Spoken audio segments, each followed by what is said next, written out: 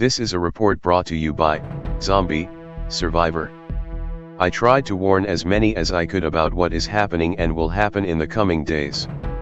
I fear that my warnings have largely been ignored. And I'm afraid that just know I've prayed for you all.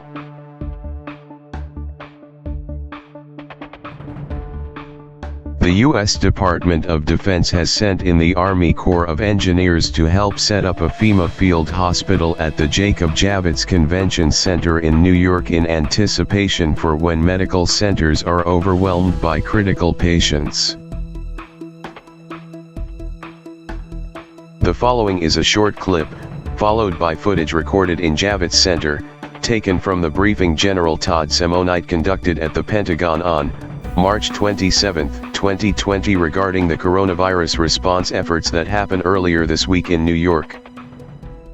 So then what happens is we went to, first of all, we went to Governor Cuomo a week from Monday. And he said, what can I do to be able to help get you started? The president told us, be aggressive, make something happen. Dr. Esper, my boss, the Secretary of Defense, said, get ahead of it. Anticipate where the problems are. So that day when we were talking to Governor Cuomo, he said right up front, we need 1 building by the end of the day. We probably need 3 buildings by tomorrow night. We need 7 or 8 buildings by this weekend. And then all of a sudden, and I'll just use New York as an example, we were turned on within about 24 hours by FEMA to go into the Javits Center. I'm going to use an example today talking about the Javits Center, how as the entire federal team came together to be able to do that.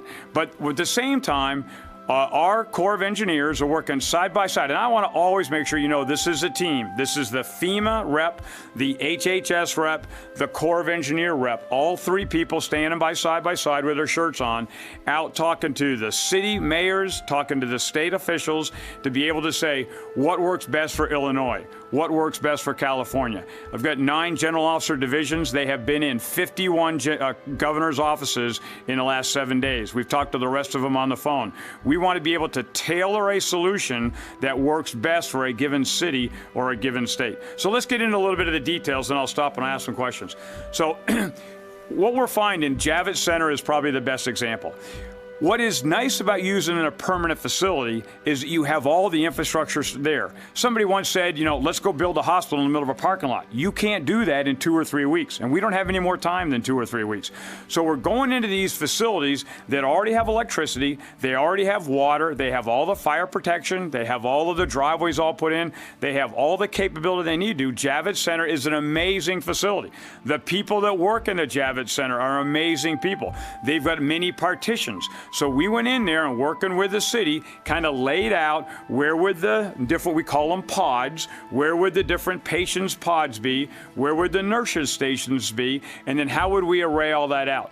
At the same time, FEMA offered up through HHS 4 250-person hospitals. So those came in big boxes. Yesterday, the New York National Guard was opening up cardboard boxes, and they're putting beds in every one of these. This is a 10 by 10 foot area. It's got hard partitions around 3 of the walls and a curtain on one of them. And they're almost all up. We basically took that 4 by 250 is 1,000. We thought we could expand it by stretching the ratio. So today, we're going to plan on having 2,910 rooms up by Monday morning in the Javits Center, working as a team. The nice thing about convention centers, you might not know this, every 10 feet there's a great big steel door in the floor. You open it up, and in there is all the electrical, there's cold water, there's hot water, and there's a place for sewage. So you can actually do things like sinks right in the middle of a convention center to be able to make that happen. So that's all there. This particular one is going to be non-COVID. So non-COVID patients that are in the New York City hospitals would come out, and they would go into the back side of the convention center. There's a receiving area. The hospital will deliver them. They'll get accepted back in. They'll go into those nodes, and then the staff comes from the other side that's coming in. And then not only do you have the FEMA hospitals, you've got the HHS doctors, and then Dr. Esper, the Secretary of Defense, sent up 2 Army field hospitals to be able to augment the staff so the whole team's working side by side. Now, there's 3 other hospitals we're doing in New York, which are going to be COVID. They're off the place, and I could talk about that, but they're out more in the communities. And then the city has got a lot of hospitals. Governor Cuomo, I talked to him a couple days ago. I was in Governor de Blasio's office last night.